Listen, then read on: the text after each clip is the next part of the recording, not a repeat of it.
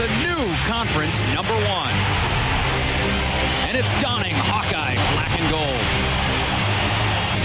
But the Illini have victory on their minds. It's the Hawkeyes and the Illini. And it's next.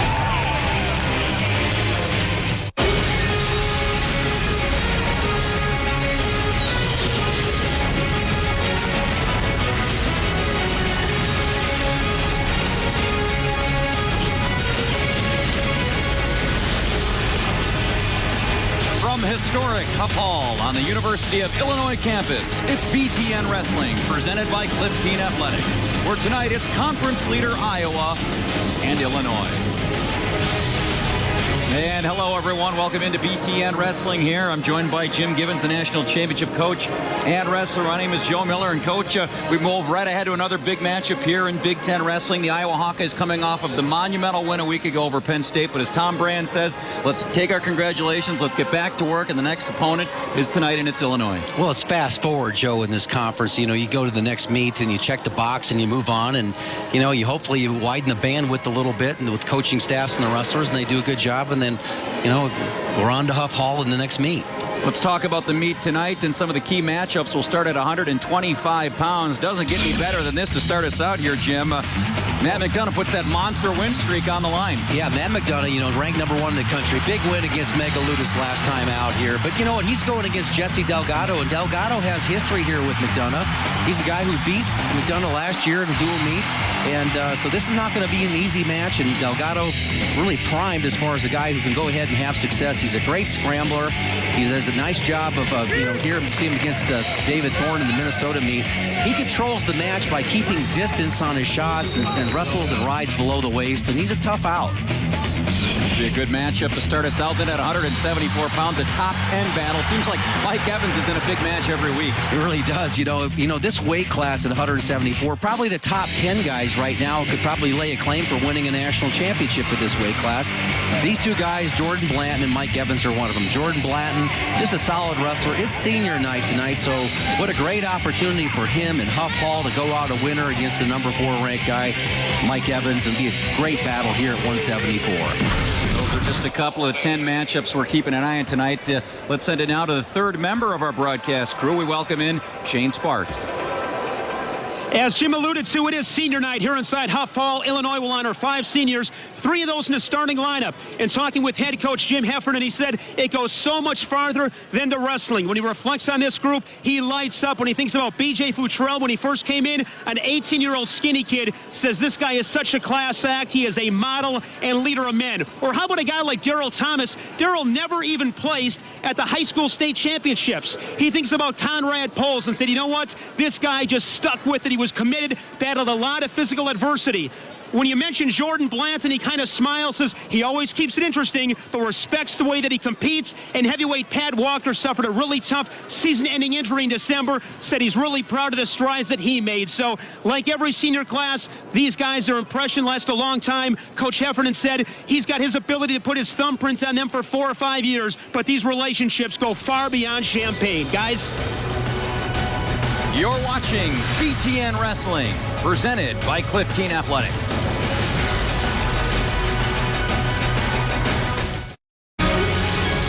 You're watching BTN Wrestling, presented by Cliff Keen Athletic, built for life. Also in part by the 2013 ASICS U.S. Open, to be held April 18th through the 20th in Las Vegas. Nothing like a cool winter's evening in Big Ten country. Good old-fashioned wrestling match here in February as we take us back inside Huff Hall here, Illinois and Iowa. As let's take a look at tonight's matchup, brought to you by Defense Soap. Defend what you have built with Defense Soap's natural solution for wrestling hygiene. Visit them on the web at defensesoap.com. And Jim, we highlighted the open right at, we're going to start it out at 125. Doesn't get much bigger than that. Yeah, Matt McDonough against Jesse Delgado and Tony Ramos against Daryl Thomas. Nice matchup there. Mark Ballweg, who's coming on with a lot of momentum, and Steve Rodrigues. Tough act for him to go up against Ballweg. Brody Grothus against Caleb Ervin, the young man from Kentucky who's had some big wins, and then Derek St. John against Matt Nora.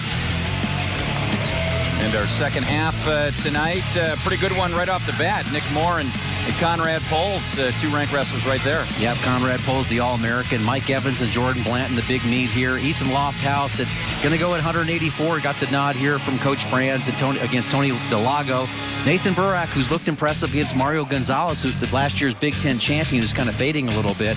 And Bobby Telford at heavyweight going up against Chris Lopez, who's in for Pat Walker, who's out for the season. Unfortunately, one of those seniors that the Illini have lost to injury, along with P.J. Futrell, we won't see tonight. And Walker's season is done, but Futrell's still kind of up in the air as we finish up the introductions here. 2 versus 10. Well, not quite the 15,000 we saw a week ago in Carver Hawkeye, but still pretty not bad. Attendance here tonight in Huff Hall is the Illini. Well, you got to give them some credit, Jim. Losing, now they haven't had, as Coach Jim Heffernan told us earlier in the week, they have not had their starting 10 in the varsity lineup all season long, yet they still find themselves ranked in the top 10 in the country. Well, there's some talent on this squad. If you take a look at where they are right now, they've battled through. They had an impressive Midlands tournament, and I think that when you take a look at the Illinois squad here, you've got some senior leaders here. They've been bitten by the injury bug. You take a look at heavyweight Pat Walker, and of course B.J. Futrell, who's dealing with an injury right now. There's some talk that he might get back, but it's not up to him because the injury is that serious, and so not knowing specifically what that is, but that's frustrating for that man right there, Coach Jim Heffernan. Jim Heffernan. Good look at Coach. We have a moment here where we get this first match ready to get underway. Let's catch up with our friend Shane Sparks, who caught up with the coach earlier on. How would you describe the way the season has gone up to this point for the Illini, and looking down the stretch, what's got you most excited about the team and individuals? Periodically, I think we're on the right track. I don't think we are all the time yet, but we'll get there, I think. And we still have, about a month ago. So I'm confident we'll get there. And I think there's been signs of life from a lot of guys at a lot of different times. But we need to be all on the same page at the same time, as you know, as the season comes down to the end. And there you see B.J. Futrell, the two-time All-American, who's been a very frustrating season for that young man, dealing with the injuries. And you hope that he gets one more shot to be on the big stage come March. Yeah, and speaking of big stage, though, this is a big stage. This is a match you might see at the national tournament here, semifinals, the way these guys are wrestling. And this is Jesse Delgado at his best right here. He's the guy that seems to be able to open up and get into Matt McDonough's head-hands defense as well as anybody in the country, and he's just a great scrambler. This is an advantage situation here for Delgado. And if he can scoop that bottom leg right there, he's kind of battling with it here, and McDonough's holding on for dear life. There's a little bit of hip separation being created right there. That's really important, as he can go ahead and turn on, and the referee calls a stalemate. You can see the crowd reaction because that was an advantage situation. Good look at Coach Brands. Advantage situation for Delgado, but watch, he gives up ground, but he's able to get to the leg. And it's, you don't mind seeing a guy do that if they have success getting the leg. And this will be the battle of the match right now. Can Delgado finish? Again, it was Delgado, the last wrestler to claim a victory over Matt McDonough. The dual meet actually came in overtime a year ago. He's got the bottom leg scoop there. Now if he can push the head away, now he'll lift that left arm out. If he can lift that left arm out right now and turn back in, that'll be 2. Now that's usually called 2. Right there, he certainly does have control in my mind. All right. And very close to a 2-point takedown. So you see the hips up. You got to give the benefit that this is, you break him down and explode, get your shoelaces up and drive back into him. But that, you see the look on Delgado's face, almost looking over. What more do I have to do? As there is the first points of the match. And he did. He found the right pressure point to release. Now, here's going to be a challenge for McDonough here. Delgado will ride below the waist all match if you allow him to. And if he moves up at the right times, notice how he's got the hips torqued. He's got the belt buckle turned to the side, and that's really putting a lot of torque and keeping him in a good position. So it's really difficult if McDonough turns back into him here, you make that ride even tighter. McDonough, who just picked up his 4th Big Ten Wrestler of the Week award, coming off of that thrilling win over Penn State. Let's take a look at the first takedown again. Yeah, here's the takedown situation. Right now, you'd like to see your athlete get your shoelaces up, but he's able to go ahead and turn and get his just a little bit better angle, maybe drive towards the head a little bit. That's a nice job by Delgado, but he's come out here as a ball of fire right now. in this match. 49 seconds left. A big part of the match here for Matt McDonough. See the Intermat National Rankings at the bottom of your screen, intermatwrestle.com. Of course, this is a battle of two of the top 5 wrestlers in the country. McDonough there with the escape, Jim. Yeah, look at the distance that he'll create. He'll keep a little distance, and now he jumped right back in on that shot. So he'll spend the whole match in here. He shoots more than probably anybody in the weight class in the country here. Now he's in the same exact position. If he can limp that left arm out again, come across the body, all right? Now he can come into a Granby roll type situation. Again, he got the, what a nice job of threading that arm through. Beautiful. And there is the takedown, and Matt McDonough, who didn't give up a takedown a week ago in the double overtime win over Nico Megaludis, the second-ranked wrestler in the country. Now Jim Gibbons finds himself in a big first-period hole. Yeah, here's look at the job that Delgado is able to do. Gets to the leg, all right. He's able to go ahead and now in this critical scramble situation. Look at the left arm right now. He slides that underneath there and goes around the waist and gets the 2. And boy, you talk about an Illinois team coming in shorthanded. A momentum burst. If somehow Mr. Delgado can keep this going, as he will go down to start this second period, a 4-1 lead after a pair of first-period takedowns. Nice job. And then you look at the riding time. 45-second advantage here for Delgado. Now he's going to get another scramble situation. And these are positions that Matt McDonough doesn't necessarily want to be in. They're really not creating any advantage for him. Breaking a little bit of riding time. You know, they're battling here in a kind of a switch position. That's why that extra takedown that Delgado was able to get is so important. You know, he's able to go ahead and now it's not one of those matches where you can really get back into it by getting riding time. And very nearly there was a third takedown in that first period as well. If you recall, was blown dead with a stalemate. So very easily Delgado could have been up 6-1 at the end of that first period. Like you said in the beginning, it's just tough out. And he just creates space. And just when you start to walk in to pursue him, he's able to drop in on a shot. See our official there, Pat Fitzgerald. Jamie George tonight is getting the wrestlers set from that referee's position. We are underway, 1:23 remaining in the second period, a match that has been dominated thus far by the 5th-ranked Jesse Delgado of Illinois. Well, I really had a strong feeling that Illinois would come out and wrestle hard in this meet, and just coming after a shutout at Penn State, not at Penn State. There's a Kelly Fireman's type maneuver here. He's able to get back points. He's really adding to his lead here with that reversal and back points. Got to be careful here as he trying to get that cheap tilt. Not sure where the payoff is there, up 8-1, but he's back to good position. It was a 2-point reversal, Jim, and a 2-point quick near fall on the tilt. And now Delgado, can you even imagine, is looking at a possible major decision, up 7. Joe, he's feeling it, man. He's feeling it. You can see that. Look up at that scoreboard. See those Illinois fans getting fired up. Take a look at that reversal situation. Great job of creating hip separation, going right into the near arm far leg and getting back points. You see it's there. The referee's right there, Pat Fitzgerald, to call it. There's another good look at it. Now the shoulders are down. There's a 2 count. No question about it. Good call by the official. And now Delgado with the riding time. If he could pick up a few more sections, actually would be thinking about a major decision. This is the young man. But here's the match right here. This is what Delgado can do as well as anybody. And even though he does back up quite a bit, he gets in on the leg. So he can't really get on him for stalling because he just gets to the leg. You know, he has success and he does score. There it is right there. You can't just bowl him off the mat without him getting that leg. Delgado, the runner-up at the Midlands Championship. Lost a close decision on that one. And cool as they come. You know, you just had a good feeling, I think he did, that his team would come out here and compete senior night. This is one of the meets that they had probably circled. Iowa, coming off of a real big emotional win.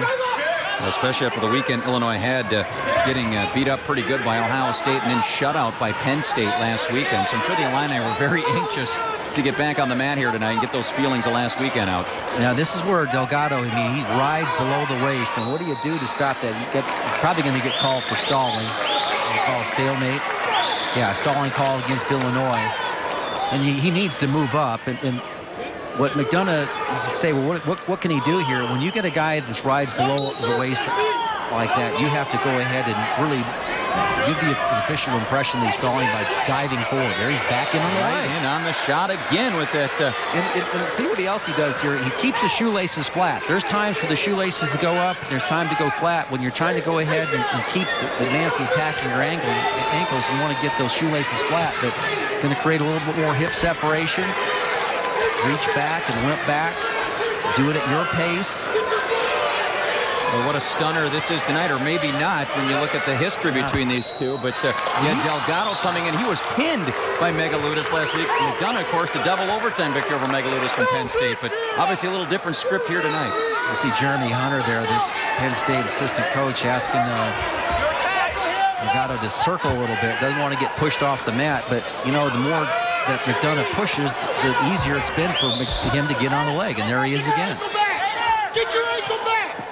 Mark Berry in there telling him to get the ankle back. Yeah, you know, see Jeremy Hunter, and that's the guy that works with him here. He ends up spending a lot of time with him, helping him throughout his career. The lightweight coach there for University of Illinois. And, you know, they're excited and all that stuff. And I think what you have to do here is you got to go ahead and continue to do what you've been able to do to get back in this match. So, or you get that match, you're probably going to get a stall call. Yep, that was the second stalling call on Delgado. So a point. You hear the smattering of boos from the Illini fans, but still a 8-4 Delgado lead. McDonough's going to have to go for that home run move here, Jim, before time runs out. There's just not one in the book. You don't want to ever say. Jim Heffernan in anxious moments, the coach. He says, I can't bear to watch. He's back in the hallway as this 25-punter's about to pull a monster upset here to start our duel meet out tonight. Well, maybe a monster upset for a lot of people. When you have a history on somebody like Delgado has with McDonough, he's been the guy that's been able to score points in these matches here. And a big win for Jesse Delgado. And that's trouble right now for the Hawks with the returning national champion going down. Jesse Delgado goes wire to wire against the reigning national champion Matt McDonough. Snaps that 42-match win streak. And the Illini, this is what they need, is that Jim Heffernan told us is going to have to try to find some early encouragement. He certainly got one there when you knock off the #1 ranked wrestler in the country. Certainly did. And a good look at Tony Ramos. Another match that could be competitive. Don't know, but Tony Ramos has been on fire lately. And a good look at Daryl Thomas, 133-pounders. Tony Ramos, the second-ranked wrestler in the country, 17-0. He came off, of course, the big pin in the win over Penn State a week ago. Daryl Thomas, been kind of a roller coaster season for Thomas, 19-5. He's had some real highs, peaks and valleys, but here's a great spot again for Thomas, as his teammate Delgado just did, to capitalize on the momentum and make a statement here with the undefeated Ramos. Well, there's not many times where Tony Ramos takes the mat where Matt McDonough's gotten beat before he walks out there, so it's a different environment here. Thomas does have the athletic ability, and but Ramos, ranked #2 in the previous dual meet with that Tim and Mark Johnson were able to go ahead and bring with the Ohio State-Michigan meet. You got a good look at Logan Stieber and what he brings. On the feet, there's probably, with maybe the exception of David Taylor from Penn State, there's nobody that's putting up more match points than Tony Ramos out there. He's doing a great job of getting on his offense. Yeah, Ramos in his 17 wins, 15 of them he scored bonus points, and any coach will tell you when it comes Big Ten championship time or NCAA tournament time, bonus points is what it's all about. Here's your bonus points workhorse in Tony Ramos. Yeah, he doesn't quite look like he's getting on his offense right now. He's looking for it. You see that hand down, looking at defense. His vision looks a little bit high. Thomas trying to snap a 2-match losing streak. He was swept last weekend in dual meets against Penn State and Ohio State, creating a technical fall by Stieber. So he really wants to get back on the winning wave. Yeah, I think you're right. I think these are two teams that came into this meet on two totally different trajectories. You know, you've got Illinois just basically tanking it after the. And so they're trying to rebound, and Iowa trying to keep the air in the balloon, so to speak, so they add to that momentum that they created after beating Penn State. So, but different environment on the road. and I've really been surprised at how little offense that Ramos has gotten put together to this point. He's not even looking for a shot right now. Already 2 minutes down in this first period. Not a major scoring chance for either one of these wrestlers. 10th ranked Daryl Thomas, 2nd ranked Tony Ramos. You know, see, Ramos just appears to me to be wrestling a little bit high. You talk about that. He's respecting that athletic ability of Thomas. This is not, you know, you want to see, if you're the Illinois coaching staff, you want to see your guy hang in there and maybe keep that match tight. If you're Coach Brands from Iowa, you're asking your question, why isn't Tony Ramos getting on a shot? Why isn't that? He likes to shoot to that leg with the knee pad on it. You're not even looking for it. Now, Tom Brand said it was back to work, business as usual the day after Penn State, but it's awfully tough just to put behind such a big win as you had last Friday night over Penn State. I think final seconds ticking off of this first period. You got to like the period if you're Daryl Thomas as he goes scoreless with the undefeated Ramos. Let's send it down Matt's side. Shane Sparks standing by with the victorious Jesse Delgado. Jesse, last week you were controlling Megaludis. He didn't wrestle 7 minutes. He got caught and pinned. Tonight you came in. It was 7 minutes strong. You dominated in all positions. Talk about that huge win. Yeah, you know, it was just correcting what I was doing wrong the last couple of weeks. You know, just getting better for every match that I lose. That seems to be every match that I lose. I don't finish matches, and, you know, maybe I could have finished that match a little better, but, you know, just stayed where I was good, and I knew I had a lot of points to fall back on, so I gave up the stall calls. You were the last guy to beat McDonough in December of 2011. Why do you match up so well against him? You know, I think it might be my speed, his style. He's a funky guy. He relies on funk, and every time good technique's going to beat funk. So I think that's why I match up so well with him. Congratulations. Enjoy the victory. Thanks. And as you see now, Tony Ramos, Jim, we were waiting for the points from Ramos. He gets the escape after choosing down and then the first takedown. And now Ramos with a quick 3-0 lead here in this second period. Yeah, nice job by Ramos there, stuffing the head, and he does this as well as anybody. He's able to go ahead and circle around and get the greatest scoring opportunity. Not fought off very well by Thomas in that situation. Didn't do a good job of squaring up. And Ramos gets the 2 points. Did you notice I liked what Delgado's comments were, you know, he's out there getting on his offense and didn't necessarily finish real strong, but that's the recipe for an upset. Score and keep scoring. You know, and that's exactly what he did. And he won that match, I think, at the end of the first period with that second takedown. You know, not relying, knowing that Matt McDonough's, you got to take him down more than one time. You got to take a national champion down 2, 3. The greatest you got to take down 5 times. You know, so you can't just rely on one takedown. You're not going to beat a guy like that 3-2. You know, it's just not going to happen. You got to go out there and keep scoring. So, speaking of scoring, I think that Tony Ramos has decided the best place for me to be is in the top position to go ahead and really put the pressure on Daryl Thomas. He's had a lot of respect for the athletic ability of Thomas. Scoring opportunity here with the chicken wing and the half Nelson on the near side, but basically riding. Yeah, and he will have well north of a minute riding time. Just stalling call there comes in late in the period on Thomas as well. Ramos got that takedown about 15-20 seconds into the period. See Jesse Delgado's dad, Jesus, he's all thumbs up and smiles. His son, who's going to be the talk of the wrestling world this weekend after knocking off Matt McDonough, the previously undefeated #1 ranked wrestler in the country. As now we go to the third period, Thomas goes down, and that time, no problems, Jim, to his feet, 3-1. But that riding time and a takedown disadvantage, some work still to do here for Daryl Thomas. Yeah, I think that this is where you're going to see Ramos be a little bit more active on his shots. He's waiting for Thomas to push back into him. That's what's happening here. Watch the territory. Ramos will slowly move into the guy, kind of stalk him a little bit, and then when he feels that pressure back, then he'll go off the underhook. Oh, this is a potential scoring opportunity.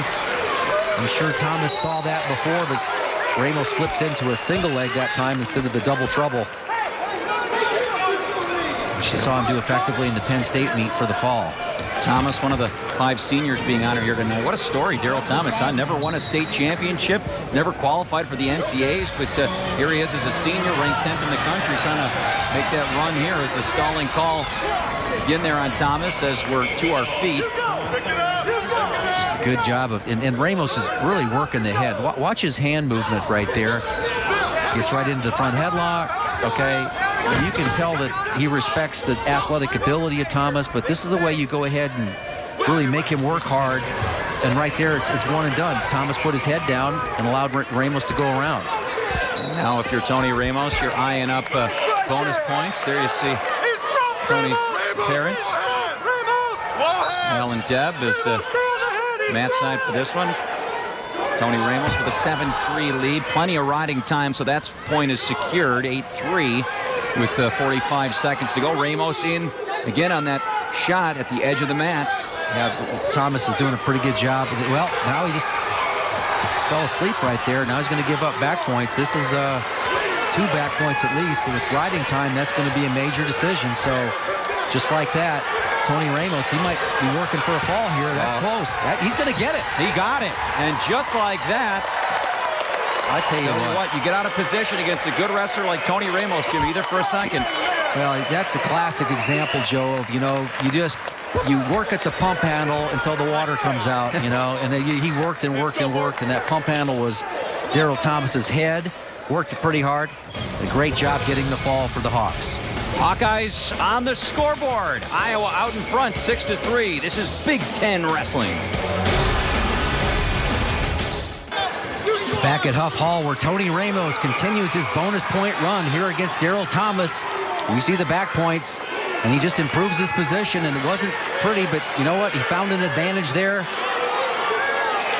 Up. There's the fall. Big match. And Dad, right, Johnny, on the spot to make the call. Nice job. I mean, sometimes when you're looking for bonus points, you just keep working, and that's exactly what he did. Kept the activity of the match high, and here's a big match here, I think, where Mark Ballweg, who continues to improve here for the Hawks. Mark Ballweg, what a season he's had, all the way up to 8th in the ranking, taking him on the redshirt freshman Steven Rodrigues. And Ballweg's really becoming one of the fan favorites in Iowa this year with his rise all the way up to the top 10. Had another huge win last week in the victory over Penn State. And Rodrigues stepping in here, this injury-depleted lineup, but he's a good one, 30-match winner as a freshman. Trying to give it a go here with Ballweg. Very respectable record for a freshman there, Rodrigues, and it's this is not an easy schedule that Illini are wrestling, and you see the range he has right there. And this is part of so much an important part of wrestling right here. You took a little bit of risk there as the Illinois wrestler here, but you're not going to let a guy easily spin around behind you right there. So you take a little bit of risk, and once you learn how to take risk and not get scored on right there, you can really advance pretty quickly and win some big matches. Ballweg riding a 6-match win streak.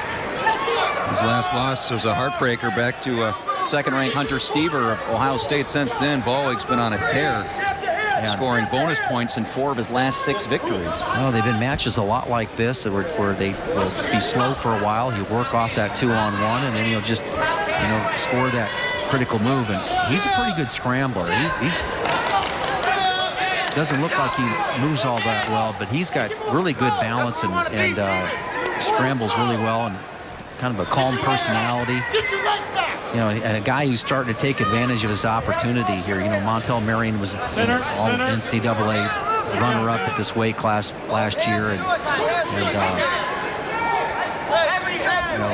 there wasn't much room for Mark Ballweg. He moved up to 49 for a while, and that really wasn't the weight class. So at 41, much more comfortable and much more competitive.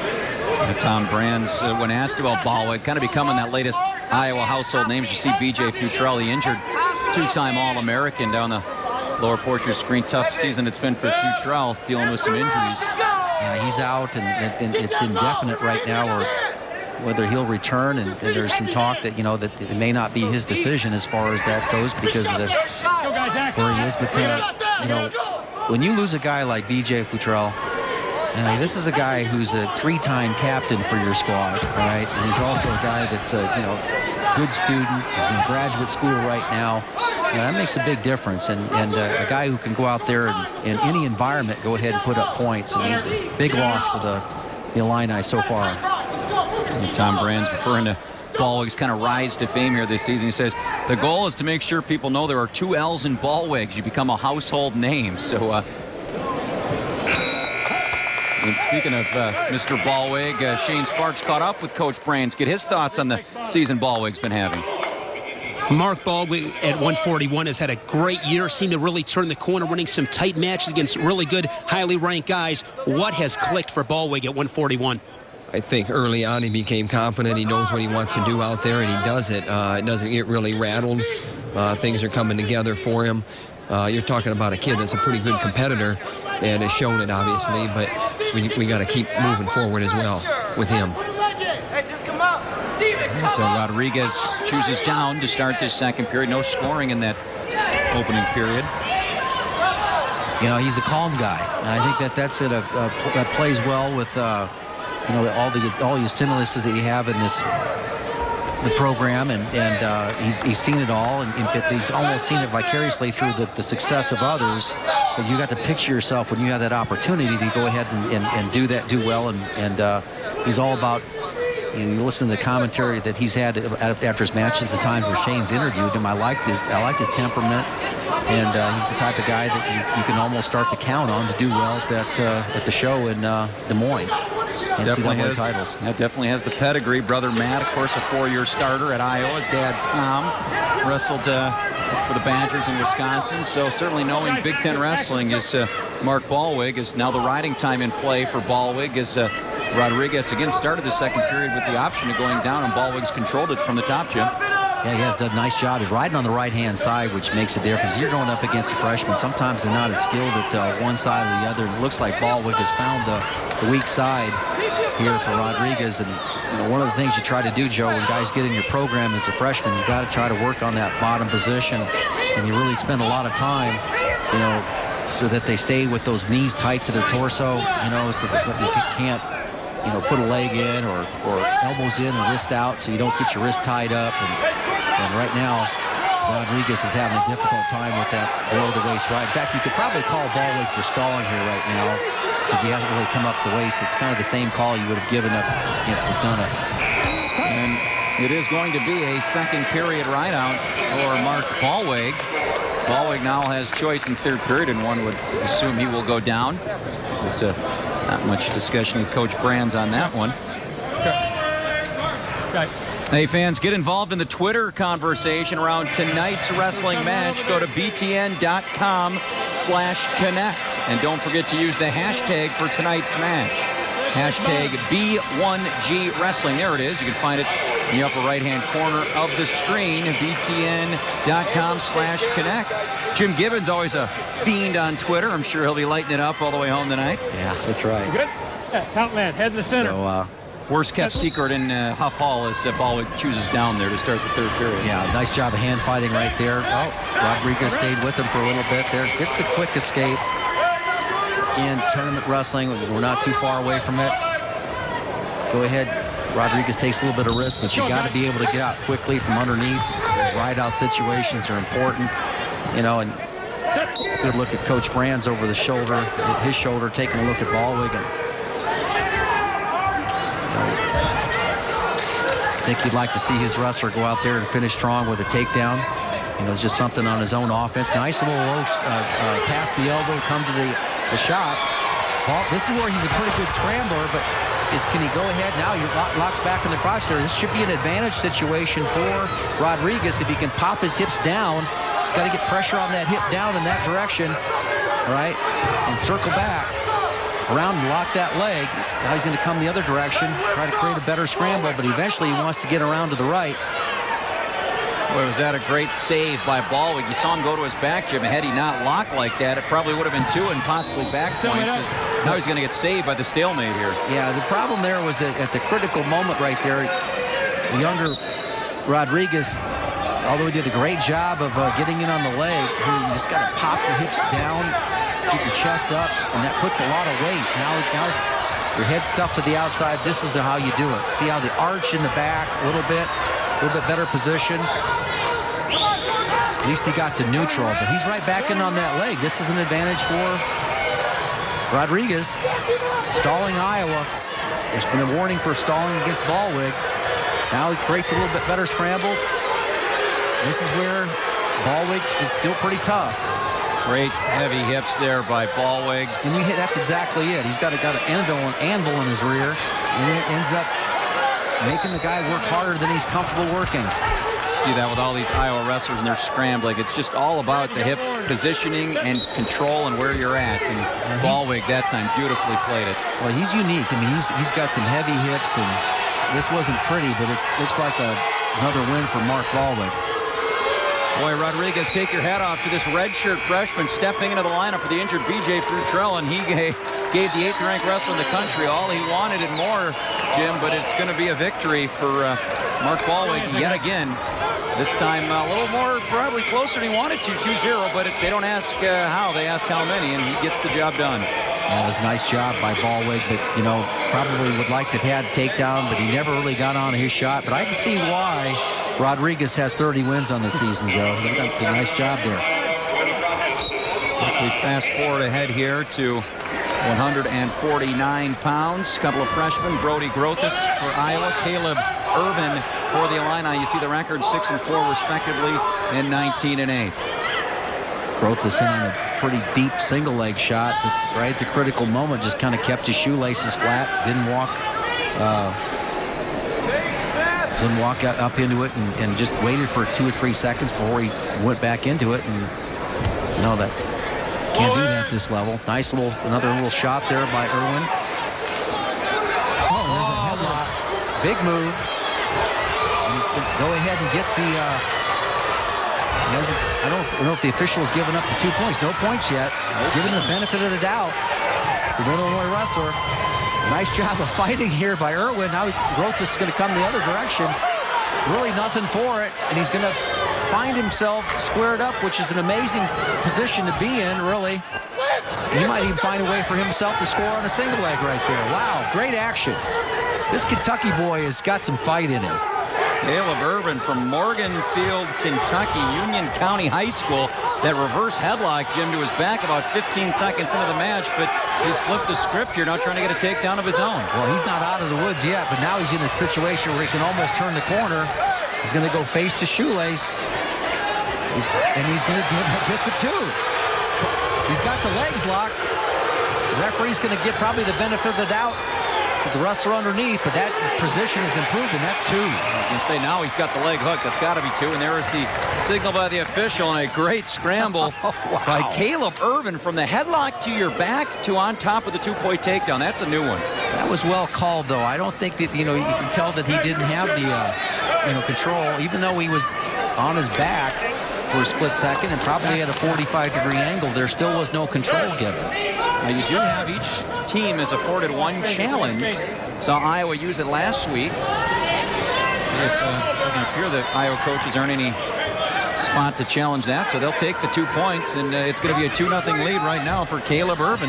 Has a big win over Dylan Ness, the NCAA runner-up, a couple of matches ago, and right now he's still on the mat. He's had a tilt locked up, not enough real estate to work with there, and they're going to go off. Boy, great scramble.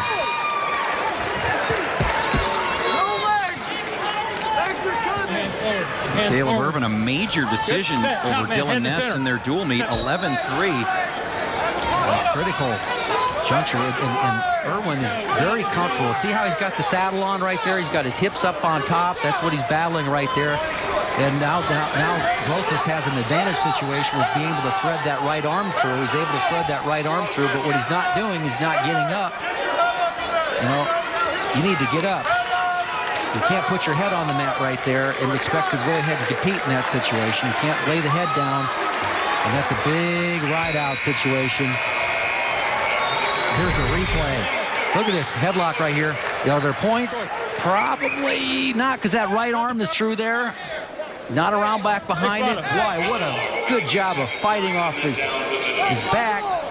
I mean, it's 50-50 as far as the control. The referee decided not to give it, but what a battle to get yourself back in and get a takedown. So Ervin goes down to start this second period. Dad wrestling collegiately at Southern Illinois. My favorite line on Caleb Ervin, Jim, you'll have to explain this one to me, is hobby, reciting poetry. It must be like the calm before the storm when you step out onto the wrestling mat. He's hanging around with the ladies, man. That could be the only explanation. That's what I was missing in college. I only stepped into the library a little more. I was there all the time. So, anyway. Now Ervin's got an advantage position and gets another reversal. I like what he did there to get out of the legs. Kind of flopped Grothus off to the side and improved his position. Now look what he tries to do here, Joe. He's going to try to turn the head, kind of turn the face. If he can turn the face, the rest of the body will follow because he's got the hips turned. So he's got the hips turned, right? Doesn't have the shoulders, but he's going to focus on turning the face. Now that's tough duty for Grothus. We're going to call it potentially dangerous or a scream-out situation there. Ervin with well over a minute of riding time now, so he's got that in the back pocket momentarily with 58 seconds to go in this second period. This Ervin's turned into a big meat guy, you know? They were open some eyes when he knocked out Major Dylan Ness up in Minneapolis a couple of weeks ago in that dual meet. Yeah, I don't think Dylan was probably feeling up to par, but he was definitely showed what he was at with the potential, and you know. Here's a good ball and chain action right there. He's got the arm locked, and he's got the wrist tied up through the crotch right there. Ball and chain. I wouldn't be surprised to see him roll. Now he's going to let go of the wrist.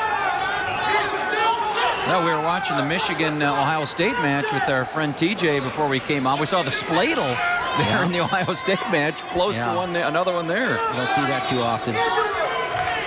Final 15 seconds of this second period. Very dominant performance by Caleb Ervin, fighting off, as Jim showed you, the headlock. No points, and he's rallied for 4 unanswered from that near disaster early on in the match. Well, that's just competing. That's you have to wonder if it kind of broke Grothus a little bit. He's probably thinking he's up 4-0 here 20 seconds into the match. He gets no points out of it. Now he finds himself in a big hole going into the third period. Well, Grothus is a thrower. I mean, we've seen him a couple times. We've seen him in these bouts. He's tried to go up there, up top for the big moves. We saw him wrestle Alton from Penn State, and he ended up, kind of getting back into that match in the last 2 minutes. So you know he's got a pretty good gas tank.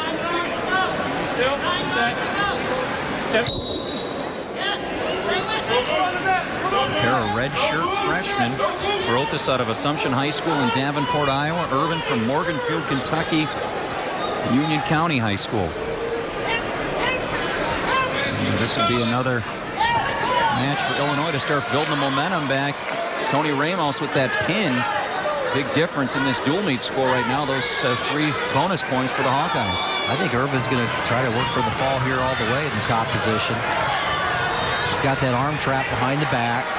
Okay, now look for him to advance. And when Grothus comes up, he's able to put that leg in.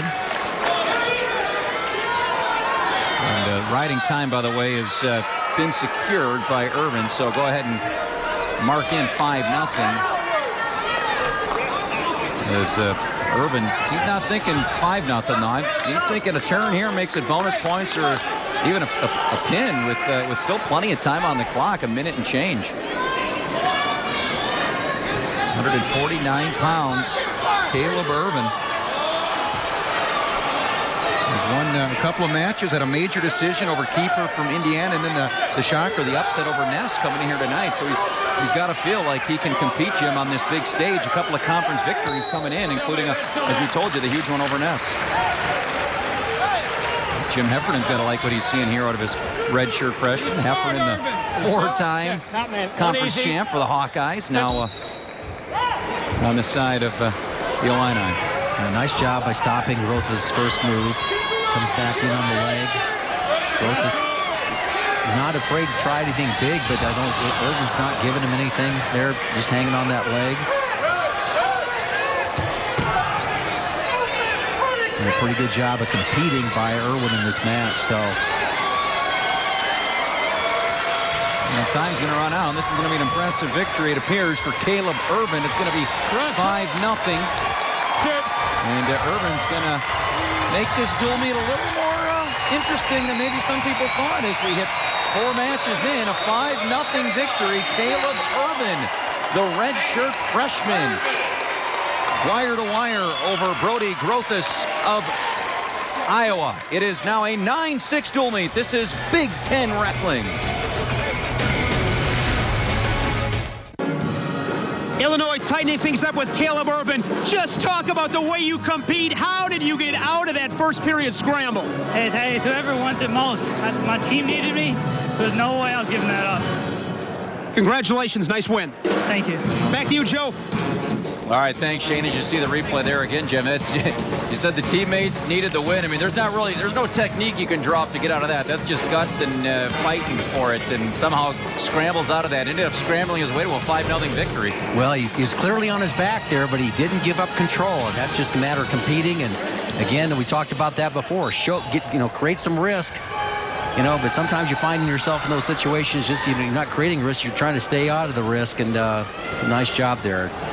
157 pounds, the best in the business in the black and gold on display. Ranked number 1 in the country, undefeated Derek St. John. Tough task here for the redshirt freshman Matt Nora stepping in here for the Illini, and St. John quickly in on that head inside single. Yeah, nice job on that single.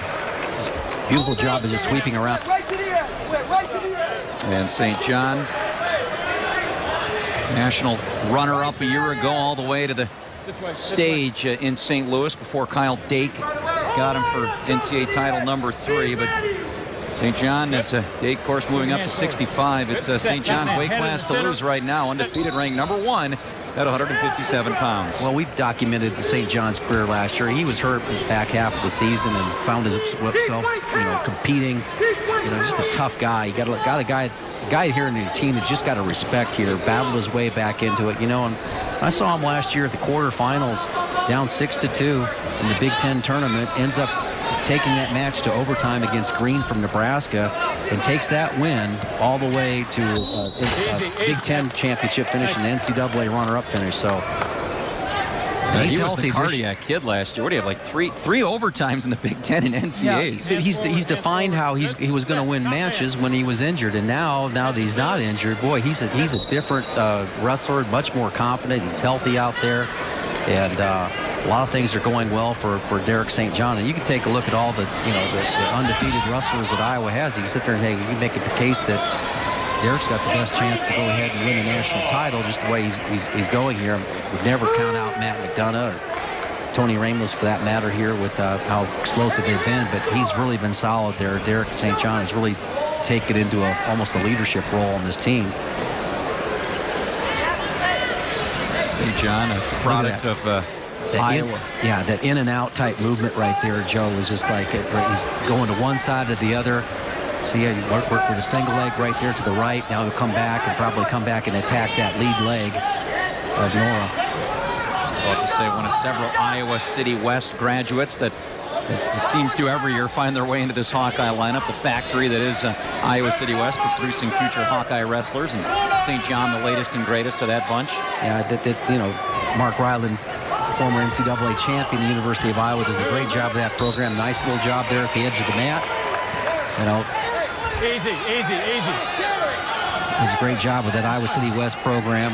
And, this is a match right here where, of course, Jim Heffernan knows you're going up against the number 1 ranked guy. And Nora, just a sophomore, from Illinois. And he's top man. Tough act, tough duty right now. Tom Brand's making sure that they know what the right score is. He had it right. It's 4-2. So Coach Brands doesn't miss much. Matt Nora from Lyons Township High School in LaGrange, Illinois. I like this statistic. There you see, a very casual and relaxed Coach Tom Brands tonight. Yeah, I'm sure he hasn't turned a page, but inside he might be thinking a little bit differently what he's showing right now. But, it's tough. I mean, this team's been through a lot of tight dual meets. You look at Oklahoma State, Minnesota, and Penn State almost in successive weekends. I mean, that is going after it. Good. Set. Top man. Head in the center. You're feeling awful comfortable with your number 1 ranked wrestler and returning finalist out there right now. But easy, guys. Right into our cameras. Both guys pop up. You'd like to see that. Matt Nora, I like this statistic, Jim. He's got the Lyons Township single-season takedown record, 223. About half of what you did your senior year in high school. It's easy to say. No, that was an unsportsmanlike conduct. That's why we got the 1 point. So that's why Coach Brands was wondering about the score. It was right, 4-2 after the unsportsmanlike. So, well, you know, the thing you got to be careful sometimes when you're in a dominant role, right, is that you got to be sportsmanlike. You have to, you know, there's no reason to go ahead and do that. You know, you got two guys maybe evenly matched. The referee put up with that a little bit. When you're in a dominant role right there, you got to be careful. And of course, I know we're heading into regional and district and state tournaments. You know, there's so many times these higher-ranked guys will pick up somebody and take them back down. And you got to be careful about the slams and things like that, because you could lose your whole season based on that. If you're a dominant guy out there, you don't want to lose it just because you do something silly that. Oh, great point. And see the official, you can hear Pat Fitzgerald say, knock it off. Yeah, I think things getting chippy. Yeah, St. John brings a lot of that on, because what he does, his major setup right now is he likes to work the head by stuffing the head with his heel of his palm on the forehead. And when he stops doing that, he kind of fakes it, and then he drops back in on his shot. So it's part of his offense. It's what he does. Nice job of finishing the single. Remember last year at the national finals, he took a lot of flack for wrestling Kyle Dake and trying to create that distance right there. So a lot of shots to the head, but it's really what he does to be able to set up his shot. Terry Brands with a few words to his 157-pounder as well. St. John already a two-time All-American, fourth as a freshman. Of course, we talked about the runner-up finish to Dake a year ago.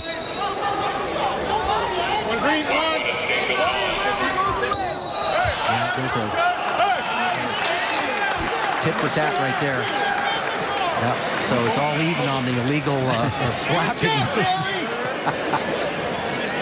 So we're even, exactly. We go to the judges' scorecard, I guess, on that one. 1-1 on slaps is nice 7-4. Job. Boy, he does this as well as anybody in the country, where he'll fake like he's going to push, and then he'll drop down low, and with that excellent reach and range that he has right now, jumps right back into a shot. So let's watch his motion right now where he gets in the shot. And look at Tom Brands. Nice job. Nice beautiful shot right there. Again, he faked like he was going up to the tie and then dropped back in on the shot. Green, neutral, center. 42 seconds remaining in period number 2. Derek St. John in control, the number 1 ranked undefeated wrestler in the nation at 157 pounds. Looking for more bonus points. Tom Brand says when they asked, Porter asked him if beating Penn State means you're the favorite. He says, well, if we have 10 guys that score bonus points, come March we'll be the favorite. St. John's a big candidate for that. Yeah, look where he's looking. He's going to be trying to attack this ankle right there. He'll get to it. Nice job. And I watch St. John's wrestle. I watch his hands. You know, his hands will lead you where he wants to go, but he pushes sometimes with them, and then he'll pull back with them a little bit, and sometimes he'll fake he's going to push. And when you watch his hands, he'll lead you to where he's going. It sounds kind of oversimplistic, but he really has active hands. Neutral. We'll go neutral 13-6 to start this third period. Yeah, what a difference a year makes. You talk about the injury. St. John, when he won that Big Ten championship last year ago, he did it as a 6th seed, and certainly would figure he will go in as the number 1 seed in this year's Big Ten tournament, but really came out of nowhere last year, kind of forgotten about as that 6th seed, and knocked off all the big boys and rode to that conference championship. Yeah, look at that job he's doing with how active his hands are. He does not want to have anybody tie up on his head. And you see, we get into some of the later matches here, Joe, you're going to see guys that get their heads tied up. They'll be ear to ear. St. John doesn't wrestle like that, and that's why he creates as many scoring opportunities as he's had in this match. And I know he's dominant right now, but he does it against everybody. You know, he's getting in on those legs, and you know. But watch, he doesn't allow his head to get tied up, and he's a great scrambler in these positions. And hips are down, chest is up, all the weight's on the opponent. And I know, I guess, you know, I'm over he's in a dominant role right now, but sometimes when you're in a dominant role, you can see where really how their wrestling is developing. And he's taking it to another level this year.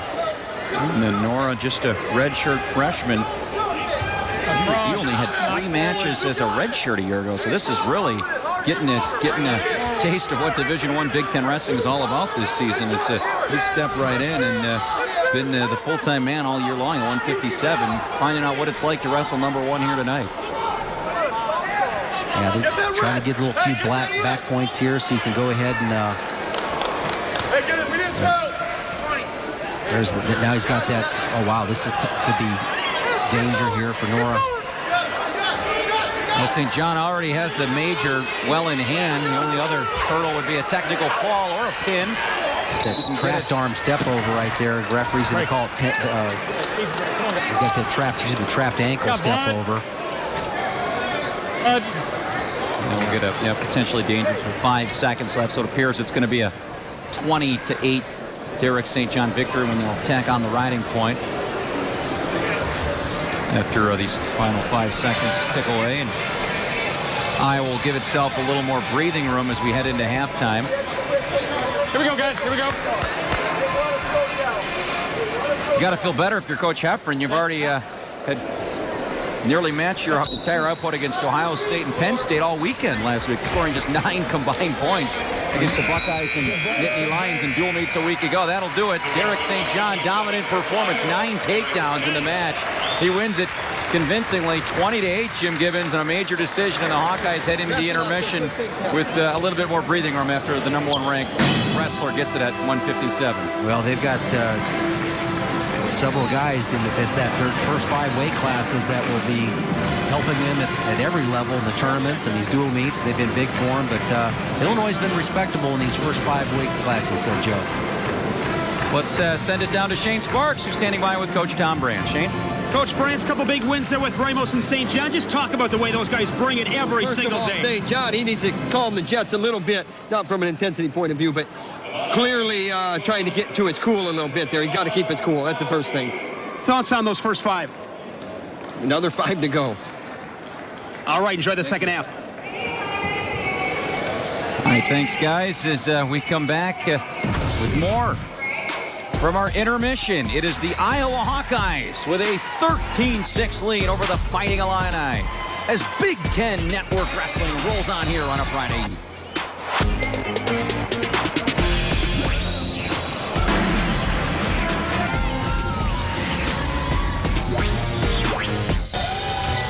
Intermission here in Champaign. The second-ranked Hawkeyes with a 13-6 lead over the Fighting Illini.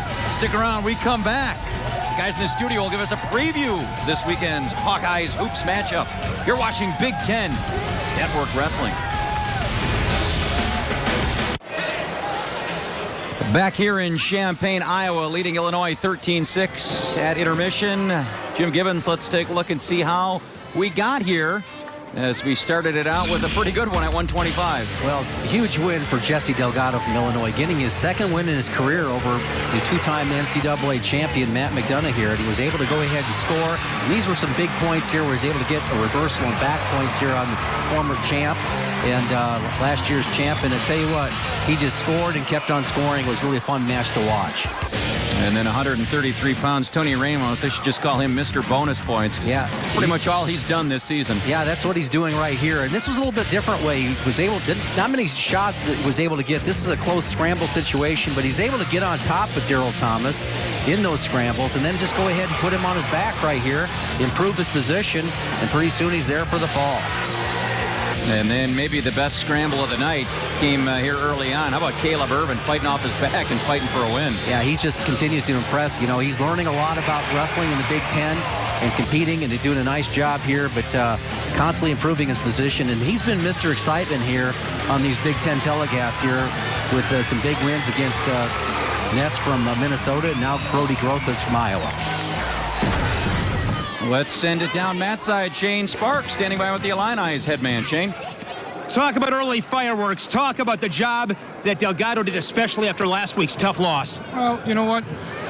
What he did this week, he failed to do last Sunday. So to me, that's progress. He beat a couple-time national champion soundly, attacked him the entire match, wrestled hard, and that's what we expect from all of our guys. But I think it was a good spark for us to get going. We had 3 freshmen, a sophomore, and a senior go early. Now we kind of hit our upperclassmen, so we need them to do something great. Good luck in the second half. Thanks, Coach. Thank you. Well, here's a chance for Illinois to start doing something great, as Coach Hefner just said. I mean, this one, we were doing the math, Jim, during intermission. It's not out of the realm that the Illini could not make this thing very interesting as we look at 165 pounds, 2 ranked wrestlers. Conrad Polz, the senior for the Illini. Nick Moore, the sophomore for the Hawkeyes. Well, Nick Moore has been improving all season, but you're going up against a returning NCAA All-American and Conrad Polz, and of course, this is senior night, and if the Illini are going to, like we talked about in the break, they could make this a really tough meet, and would start right here with Conrad Polz getting a big win. See, he's a very athletic, well-built individual. Nice duck under right there. He's got weight on the hands. That's 2. And so many times, Joe, when you come back after the intermission, and it's kind of tough to get the crowd into it. Here's a nice little duck on the right-hand side. Watch the duck right there. Gets off his shoelaces there, gets his shoelaces up, and able to drive back into his opponent, get the 2. Hands forward. Hands forward. There you go. Good. Set. Top man. Head to center. Conrad Polz, Carl Sandburg High School graduate. Dad was his head coach in high school. Special night tonight for the Polz family. Of course, one of the seniors being honored here. And showed you that duck under. Beautiful start to this one for the senior, the 7th-ranked wrestler, or the 8th-ranked wrestler in the country at 165 pounds. Yeah, nice job by Moore getting up to his feet, doing some hand fighting there, and that's going to, just that activity was enough to let Polz kind of give the intentional release, but he got 25 seconds of riding time and a takedown, and again, he's one of those guys that probably needs to stay on his offense for Illinois. I think Jim Heffernan would like to see him continue to kind of do what Delgado does. He drops into a nice little shot right there. So, so many times in these, I was mentioning, so many times in these meets, you come back for the second half and everybody's kind of exhaled here. They got settled back into their seats, and the action really needs to drive. If you want to go ahead and take out the Hawks, you got to be able to go ahead and get your crowd into it. Got to win some tight matches here. It's not out of the realm of possibility for Illinois to do that. But you need your senior to step up right now and get a big win.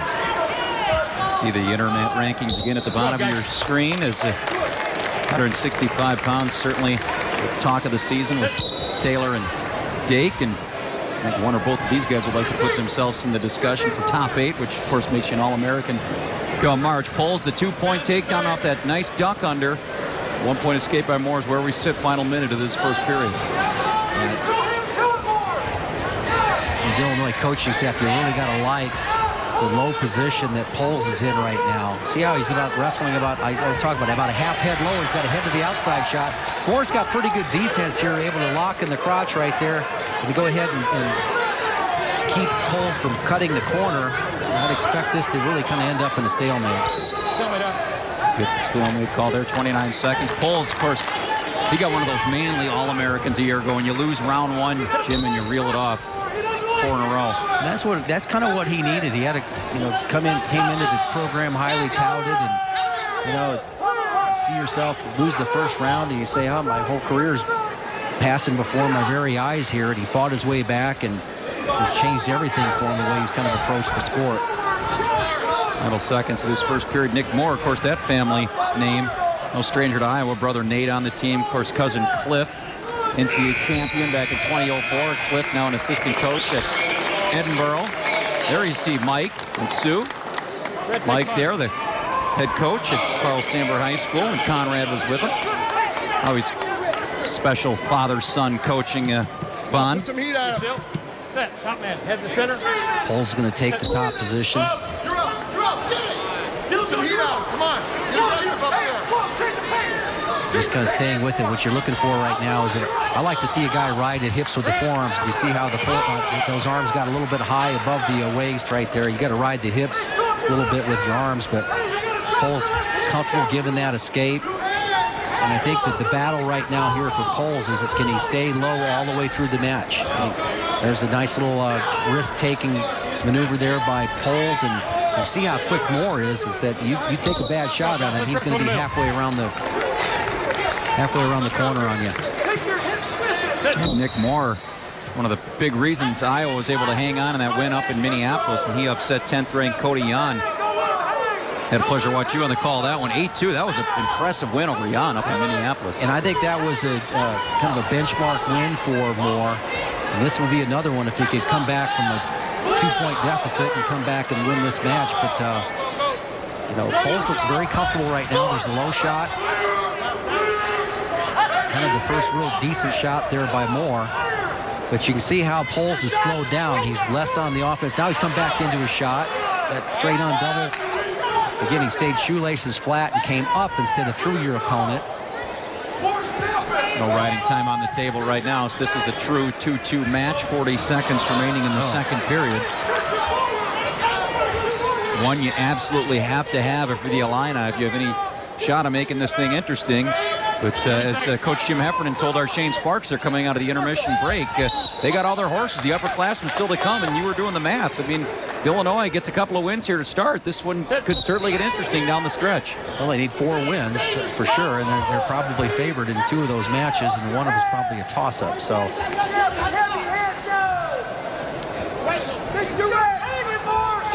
You see Moore's kind of picking up his intensity. Even though the shots aren't there, they're wrestling at the same level. Now, Polz gets down into a little bit lower stance. That'll end the second period. Polz with a choice in the third period will head down and try and pick up the escape shot of Huff Hall. Great crowd here tonight in mid-February. Of course, high school wrestling huge in Illinois, and their tournament series gets underway here. So a lot of high school wrestlers. Maybe get that last-minute inspiration. You go watch Illinois, Iowa, then you go out and win your district or your region the next day, right? Well, I promise you, about every college or high school coach in the state of Iowa is watching the Big Ten Network, and all over the country, really, for that matter. They got their regionals and sectionals and districts, and some of them even wrestling their state meets. A nice little counter shot there by Polz. He's got an opportunity to step up more, doing a nice job, but he's able to cut across and get to the 2 legs there, and he's able to get the 2-point takedown. Nice technique there. And that was beautifully done by Polz. Almost the escape and the takedown simultaneously, like a 2-for-1 there, and that'll make it a 5-2 lead now for Conrad Polz. Moore with the escape. And a 5-3 Conrad Polz lead here in this third period. And 15 seconds. There's the takedown right here. You see how he's able to go ahead, counter shot right there, but he steps up, all right, and pops his hips in a little bit, and he gets a little bit, and he switches across the double right away that doesn't allow Moore to go ahead and cut the corner on him. Textbook, nothing pretty, but that's just good old-fashioned wrestling 101 there by Conrad Polz, and gets the job done. Yeah, I think the reason why he's been able to do that, he's wrestling a full head lower than Moore right now. Moore is just standing in and stalking. Those type of gliding in type of shots that he's doing with his head higher than the Illinois opponent are not going to work, or they shouldn't work anyway. And I think right now you can get a little bit too... Hand fight! Hand fight! See his dad talking about hand fighting, and he's exactly right. And look for your scoring opportunities. These are straight-on shots that are easy to measure, you know. It's like a guy who throws a fastball down the middle all the time and keeps on throwing that. You're going to hit it out of the park right now if you really have your intent on swinging. And no angles really being generated here. It's easy to stop as we're going to get a stalling warning on Polz. First of the match for either wrestler. That one comes with 15 seconds left. No riding time, so this is a 5-3 Polz victory if it ends the way it is right now. And look at that head position. He's much lower than the Iowa opponent, and those shots just don't work. And now Illinois is in a desperation headlock. Doesn't go. Conrad Polz tack on a takedown at the buzzer. Dad likes it. Mom likes it. The Illinois fans love it as the Illini back in this one now.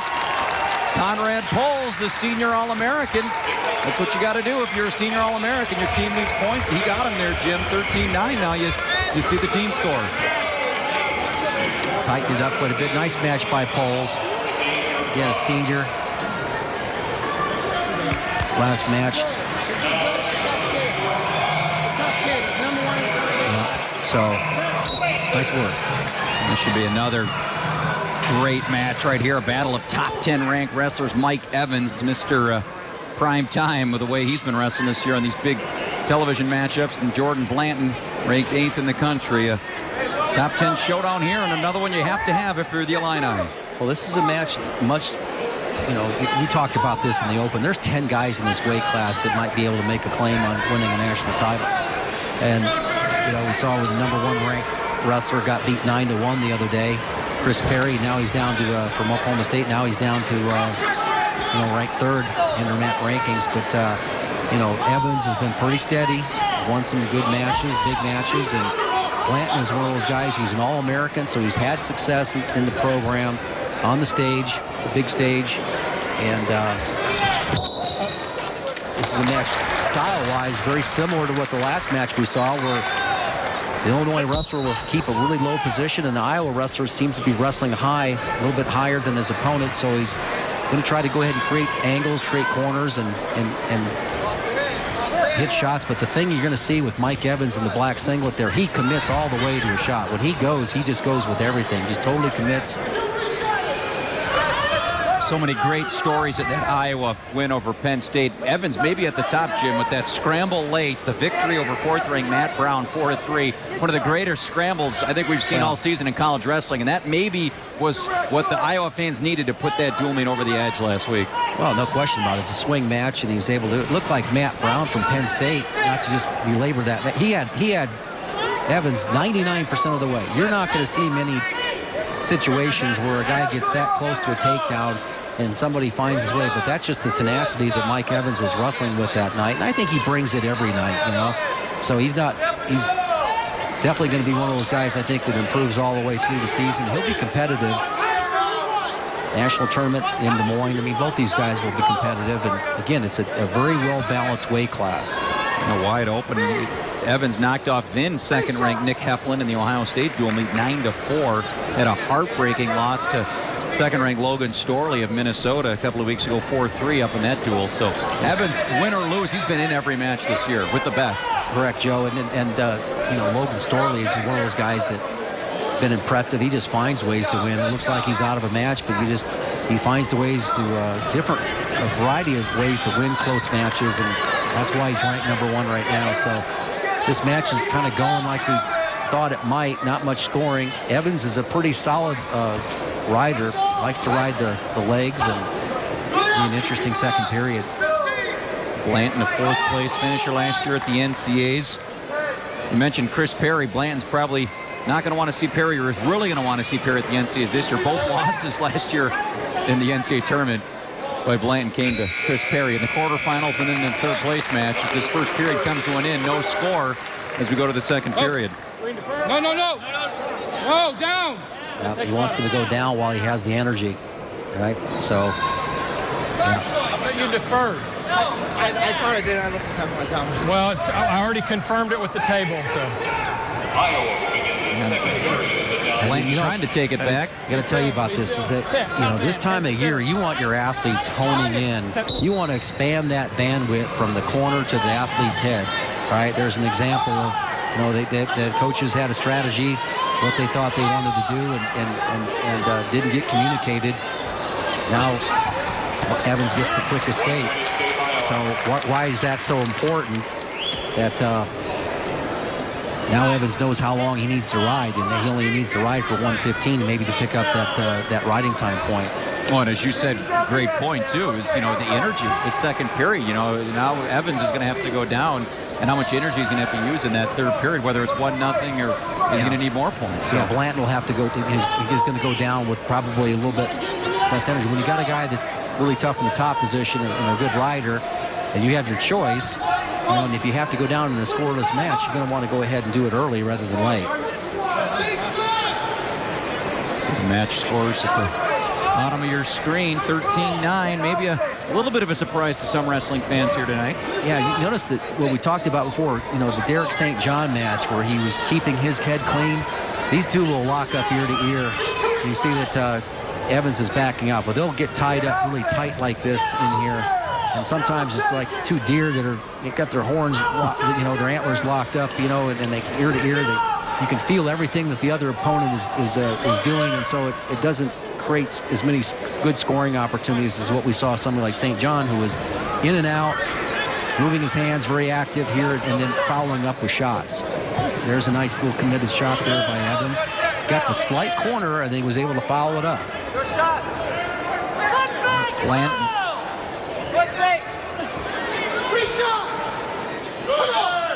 Blanton tried to take down to start the second period, but there's our first stalling warning. That one goes against Blanton. So it will be Blanton's choice to take this third period. But before we do that, Shane had a chance to talk to Coach Heffernan about Jordan Blanton. Another big match is at 174. Seems like they're all big at 174 here in the Big Ten. Jordan Blanton, your senior, his last time here at Huff Hall. Break down that match. Evans is a tough kid, and him and Blanton really wrestle pretty similar style. They're both very physical. They're both tough. It could come down to one situation with those two, and last guy standing. It's a big deal having Jordan, obviously, in his home gym against this guy, it's a big night for him, and he needs to show us something after the month he's had. Mike Evans, you see with the leg in quickly, that's a nice job of eating up clock on the top position, getting that leg in, and Jordan Blanton desperate for that one-point escape. Notice how Evans just keeps his belt buckle in the middle of the part of the back, all right? Now he's spread out, Blanton. And this is one of the reasons why Hef wanted to go down in the first period. He wanted to get that quick escape with the energy, and Evans is really dominating the match right now in the top position.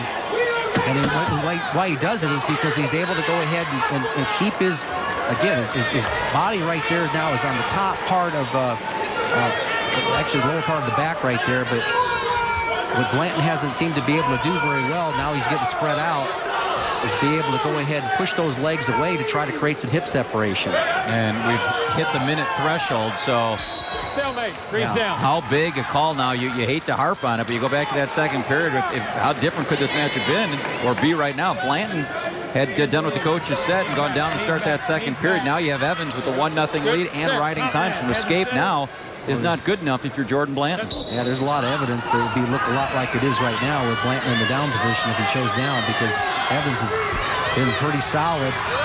All right, now he comes back into a leg. This is just well done. This is how you win tight matches. Get the leg in, break him down a little bit. Now try to spread him out. Try to get that knee away from that torso. Finish the period in the top position, and it's going to end up being a nice win. No, there might not be anyone better in the Big Ten at winning close matches this season than Mike Evans, and he is 10 seconds away from orchestrating another one here. Nothing fancy or flashy about it. This is just what you call a definition of a workman-like victory. And the time's going to run out on Jordan Blanton. He's going to get the escape, but it's not going to matter. Riding time will give it a victory for Mike Evans. Not very pretty, Jim, but it's very effective. It's a W. We're coming back with more. You're watching BTN Wrestling, presented by Cliff Keen Athletic.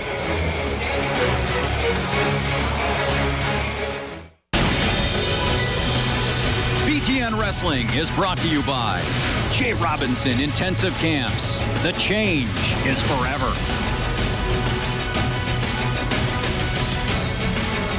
Outside view here from inside Huff Hall as we move ahead to 184 pounds. Good luck there at the wrestler from Illinois, Tony Dallago, and it'll be Ethen Lofthouse tonight for the Hawkeyes. Dallago, 16-8, the junior. Lofthouse also a junior, 12-4.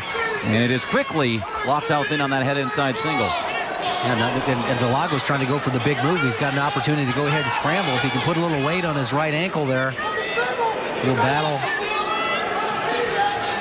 Referee probably will not call stale, but the guy who gets his head up, all right, you just notice how Dallago's head is a little bit lower. He loses a scramble, but both those guys kind of got to a safety position and froze. That nice lead shot there by Lofthouse, and I think that's what the coach has been wanting from him, from Ethen Lofthouse, to get on his offense. You know, he's going to battle with Gambrell, the other 184-pounder, who's an All-American at that weight class a couple years back.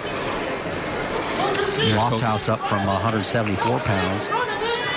Coach Brands was asked, because it was Gambrell who got the start last week against Penn State, what the status was going to be, and he said it wasn't really going to be a wrestle-off situation. It was going to be a coach's decision, kind of based on the week of practice leading up to the dual meets, who gets the call. So last week it's Gambrel.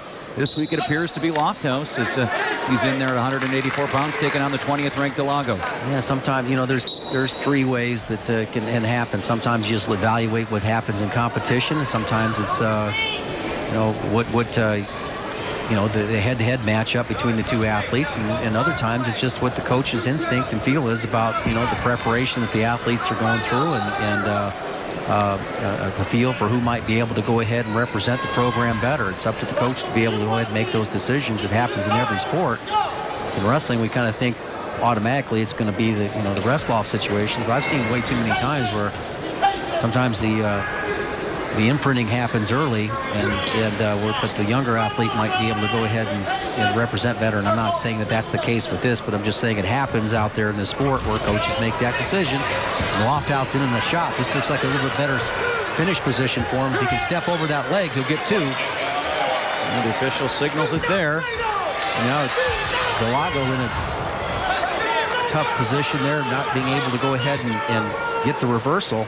So kind of worsens his ability to go ahead and get out from underneath. Went from the big move underneath, didn't get it. Now he's in a bad way with elbows out, wrist in, wrist getting tied up. Action here, action. Come on, guys. Legs free. Dallago's got to go. He'll try to get some back pressure. Dallago, just a junior, a 2-time NCAA qualifier, misplacing by a round a season ago. And one of these, they always talk about the toss-up matchups. None Let's go to the middle, guys. more evident than right here. 14 versus 20. Let's take a look at that one again. Nice little single leg shot right here, and he gets his shoelaces up. And what he did there was a little bit better reaction to that kind of drop back in his leg. Notice how he kind of got his own leg back or lowered his hip level there. That's well done. And too many times we see guys pick up a leg and they'll allow the opponent to dive back in on their legs, and you've got to treat it just like you're being shot on. Out there in space. You've got to go ahead and sprawl. And nice job by Dallago getting the escape. 10 seconds before the period expires. Nice job there by Dallago. Changed a little bit of the complexion of this match heading into the second period. It'll be a 2-1 Lofthouse lead here at 184 pounds. Yeah, that was a good answer by Dallago. He's got to, you can tell he likes to scramble. Retake bottom. Ethen Lofthouse is not going to give you many scramble situations. And you can tell he's on to that dropping your legs and dropping it down the ankles after it's been shot on, or he gets the leg. Not a very good explanation, but he's wise to the scramble situations here more so than most athletes. First caution there on Lofthouse on top. Good. Get Set. Top. a couple of those before any points are awarded. And it's important here, 51 seconds of ride time. Nice little shoulder roll. Good job of following here by Lofthouse. He just let go of everything and then waited for him to collect himself and pursued him at that point. And for the moment, Lofthouse now with riding time. Oh, that was probably a worse shoulder roll, and Lofthouse wasn't able to follow that one. So we are tied at 2, but a thin minute 7 of riding time right now for Lofthouse. Yeah, plenty of time. Oh, nice little single leg attempt there. Notice how he brought the hands down, set him really well, and Lofthouse basically kind of vectored off, just went just straight off the mat. You can't do that. You got to circle. See if Dallago from Illinois comes back to that shot. That was well done. You want to impress your friends at your next step. Wow, here's a shot. Nice little counter shot there by Lofthouse. He's good at finishing these techniques. Now that time he allowed the leg to get the leg, and it's probably going to end up being a stalemate position. Really letting him go on this one. Yeah. Well, now's another advantage there. Well, he's got elbow deep around that leg, so they're going to call it potentially dangerous, but that was a missed opportunity for Lofthouse. We'll see if it affects him. I'm going to say before the scramble, you want to impress your friends with some wrestling trivia. Fastest pin in the history of the Big Ten tournament is by Ethen Lofthouse. Tony Dallago, Okay. season ago. 23 seconds at the 2012 Big Ten tournament. So there you go. Stump me there, Joe. I had to cheat. I looked it up before we went on the air tonight.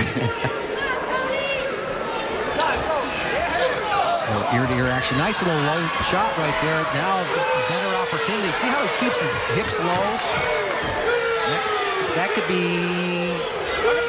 yeah, that's considered 2. Now he's getting back points. Nice job of Lofthouse following through. Now Dallago will. But there was a 2 count, so you'll take that trade out if you're Lofthouse. 4 for 2. I think that was well called by Pat Fitzgerald. I think that was clearly a takedown. Here's the shot. He's able to go ahead and see, he doesn't allow him to come back. See how low his hips are right there? Okay, if you're bent over at the back, okay, here's where the back points are. Clearly back points. And then Dallago's fortunate to get the reversal.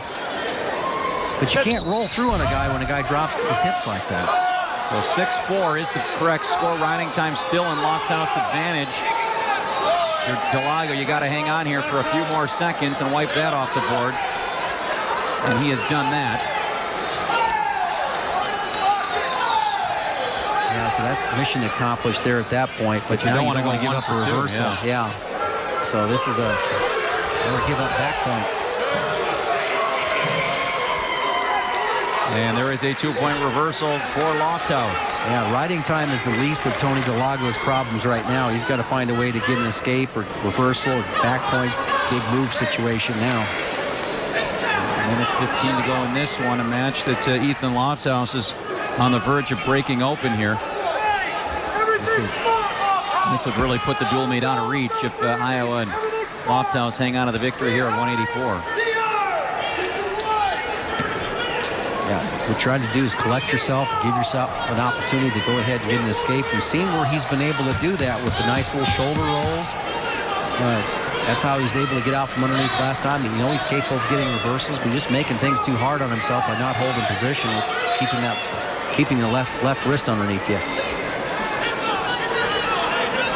Impressive performance here by Ethen Lofthouse, kind of the co-starter alongside Gambrell here at 184 pounds. Tonight, Lofthouse gets the call, and he's thus far performed. Riding time secured now for Lofthouse. It'll be 9-5 regardless of what happens from this point out. Lofthouse has 9 points in the bag. Yeah, he's got to look for something big, some sort of move to the back. From the feet to the back. What's your you know, we're 5 weeks away from tournament time. We're actually 4 weeks away from the Big Ten Conference tournament. You got to have these type of things in your mind. What's my go-to? What's my ace in the hole right now where I got to take a guy from his feet to his back? What am I going to do? Time's going to run out. It'll be a 9. Well, they're going to give a second back. So 1 second remaining. The clock did not start in the match. Oh, yep, the official's going to say, yep, that's it. So it is a 9-5 victory for Ethen Lofthouse. And a battle here to be sure at 184 pounds, but it does go the way of the Hawkeye wrestler. More to come, folks. You're watching Big Ten Network Wrestling, presented by Cliff Keen Athletic.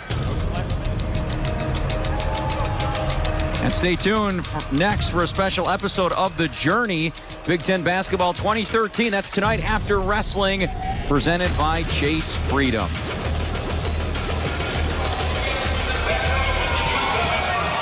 And we move ahead to 197 pounds.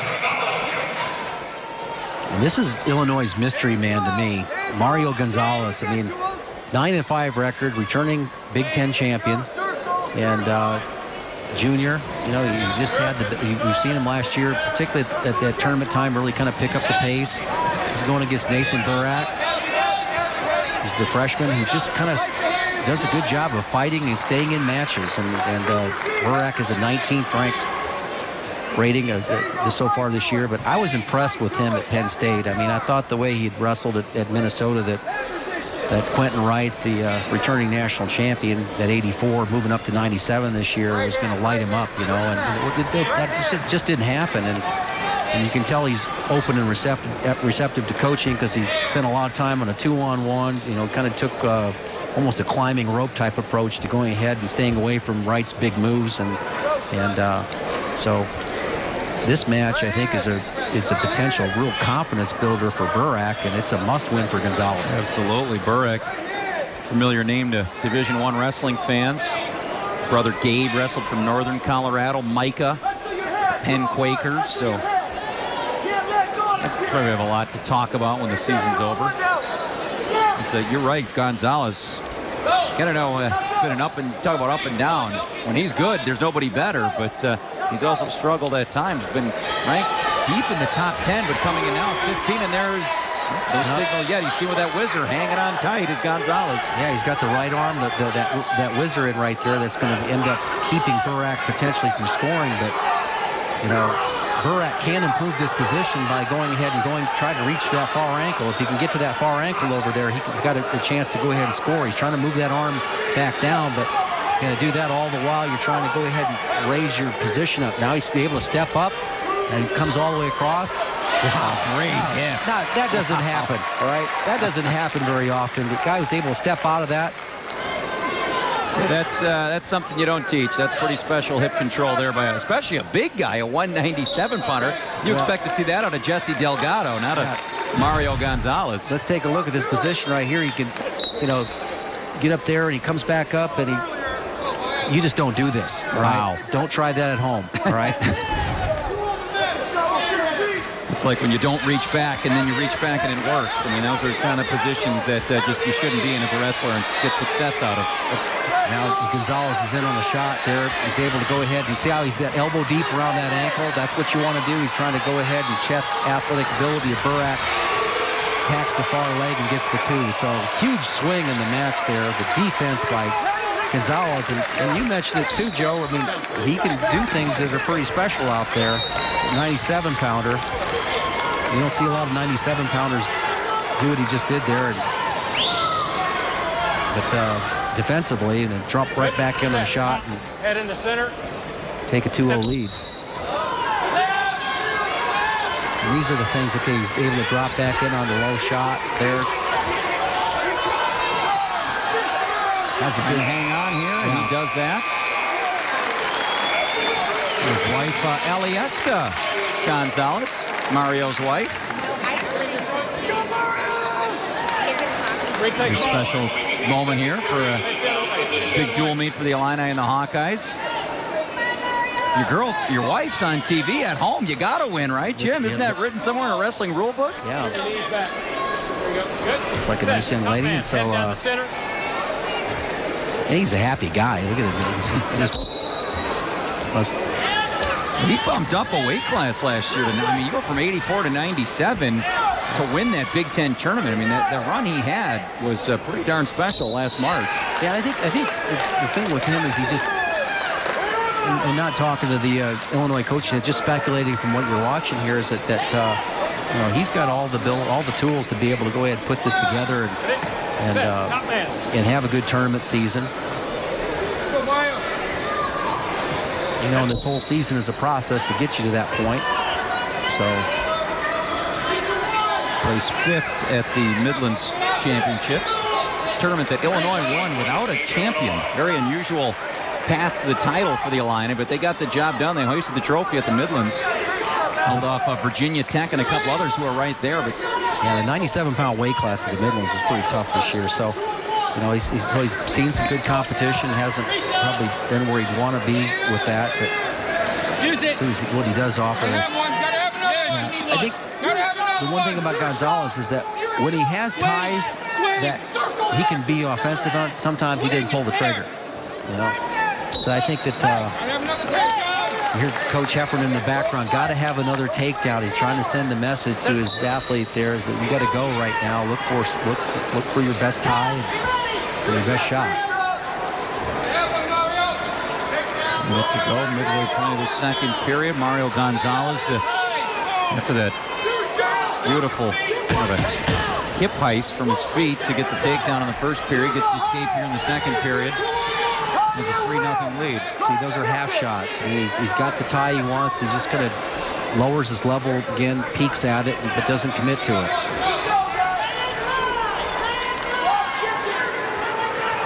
Burak, the freshman from Coronado High School in Colorado Springs. And Burak is just one takedown away from getting into this match. A takedown ride-out situation would be huge right now. He's able to get in before, but That's a disappointing second period to the Illini wrestler not going at it the way he probably could in this situation. Burak had some close calls, came within an eyelash, knocking off Blake Rosholt, the fifth-ranked wrestler from Oklahoma State in that thrilling duel. Oklahoma State defeated Iowa. That was a 3-2 match. Yeah, he's been in some matches here. The match, the tight one he had up at Minnesota. Yeah, Schiller from Minnesota got him at the end 3-1, but this kid's just a freshman. He'll learn how to win those close matches. And yeah, here goes the leg situation. You see how he's reaching in to try to get to the instep. Right, push it away. The referee's going to call potentially dangerous situation. So what the referee is looking for, you can do that a few times, but if you're already up on your feet as the bottom man, and then he puts the leg in, it will be considered stalling. Can't bring him back down to the mat. Nice job by Burak. Hand control and coming back in. So you've given, by not wrestling in the end of that second period the way you needed to, Joe, you've given Burak some confidence that, hey, if I get a takedown, I'm into this thing, and I'm just going to turn it into a brawl right now. And then with only 9 seconds of riding time, that really is probably not going to come into play here. So this is a wide-open match for the junior from Illinois, the freshman from Iowa. 3-1 lead right now for Gonzalez, but it's Burak maybe with the momentum in this one.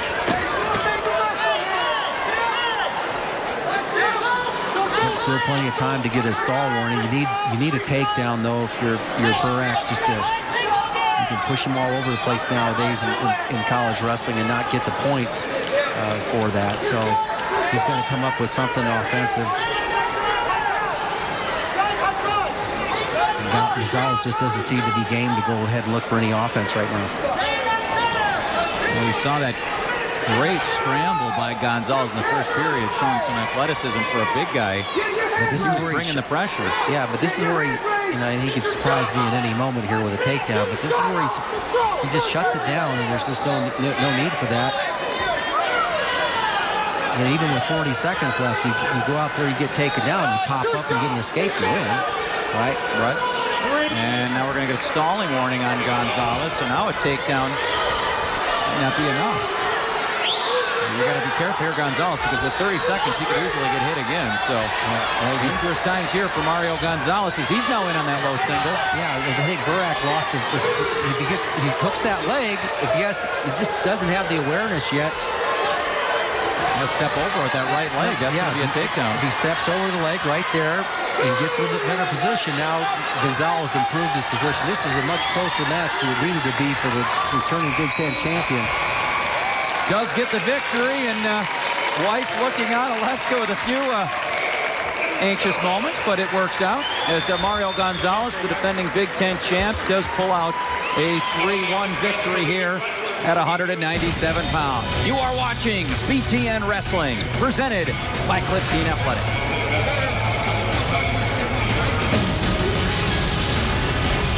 You are watching BTN Wrestling, presented by Cliff Keen Athletic. Built for life. Also in part by Intermat. For more information, go to intermatwrestle.com. Welcome back to Champaign, our final match of the evening here at heavyweights, as it is Christopher Lopez there, the redshirt freshman. And it'll be Bobby Telford for the Hawkeyes, the 6th-ranked wrestler in the country at heavyweight, the hero of the day, as it were, Jim, a week ago tonight when he sealed the deal in the upset win over Penn State. Yeah, this is a little bit easier duty at this point, but Lopez, unranked wrestler, redshirt freshman. Ooh, nice little low shot right there. He jumped the gun. Christopher Lopez stepping in for the injured Walker, heavyweight starter from a year ago, is out for the season. And it'll be Lopez the rest of the way here, the freshman from Carl Sandburg. Nice little knee tap there. Pretty good job by Lopez there squaring off on that. It looked like Telford from Iowa had the advantage position. So he's coming into a quarter Nelson, and referee Pat Fitzgerald is going to give him a new start. Telford, a 5th-place finisher at the NCAAs last year as a freshman. So sky's the limit for this young man for the Hawkeyes. Just a sophomore and already putting up some monster wins, of course, this season. Yeah, he just does a nice job. Oh, no, it's a beautiful slide by there. Yeah, if there was any doubt in that match last week with Penn State when it came down to the final matchup, Telford with a 9-2 victory over the wrestler from Penn State to seal the Hawkeyes win over undefeated Penn State. And this is where Telford's really tough. He's tough in the top position. He can get guys spread out, and you know, he's got his shoelaces up. He's driving on guys, and he knows what he's doing with those bar arm series right there. Traps the arm behind the back. And Lopez is doing a pretty good job, a little bit better job than we saw some of the lighter weight guys do in fighting that, battling that position, because Telford is tough rider. Again, shoelaces up. So much of riding is footwork. It's way, he won't recognize it, but having your feet moving all the time, putting weight at the right angle, right position. Now he's got the arm trapped behind the back again.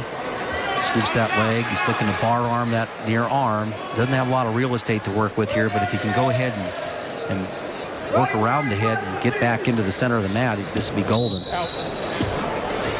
Here, take a look at this little slide-by attempt. Right there, that's beautiful stuff right there. He felt Lopez coming into him, was able to go ahead and guide that by with his forearm, and nice takedown. Now, Tom Brands, we talked to earlier in the week, he said he figured this match to be more personal. And you have Jim Heffernan and Mark Perry, the two-time NCAA champ, of course, all these ex-Iowa guys. You see, every time when the cameras look at him, he's all relaxed and laid back tonight. It's a kinder, gentler Tom Brands here tonight. I don't know. Maybe that's how he sleeps. He just doesn't really. But he's obviously. One thing about Tom Brands is that he is tuned in to how the emotions of his team, and he tries to direct that as much as any coach in the country probably. And these college coaches at this level are tuned into their athletes at a number of different levels. Not only success. Oh, nice job here by Telford. Trying to suck him back, get that chin in the chest, maybe end it with a fall here. Yeah, he's got a great opportunity now. He'll lock it up right here. Notice, look at no weight on his knees right there. It's all on the opponent's back, and he gets the fall. And that'll do it. A punctuation to end this one for the Iowa Hawkeyes. Bobby Telford, the 6th-ranked wrestler in the land, a 2-minute and 32-second pin here at heavyweight. Jim Gibbons puts us to the finale as the Hawkeyes continue to roll after Illinois made it a little bit interesting early, and then after the intermission, the Hawkeyes just dropped the hammer, and there you see the final score. A big win here tonight for the 2nd-ranked Iowa Hawkeyes. Well, let's face it, Illinois came out and competed pretty well here. Let's take a look at Telford with the fall. He's got the arm barred up. He circles around the head right there. And we're going to get a good angle here. Watch what he does at the critical moment right here. He's on his knees right now. Watch when he gets off those knees right there. All that pressure is on the back of Lopez, and he can't keep his shoulders off the mat. Good job by Telford. Way to finish up the evening here for the Hawkeyes with the fall. But again, like I said, the Illini came out here and competed today with 4 pretty big wins here, so they bounced back pretty well from that shellacking they took from Penn State.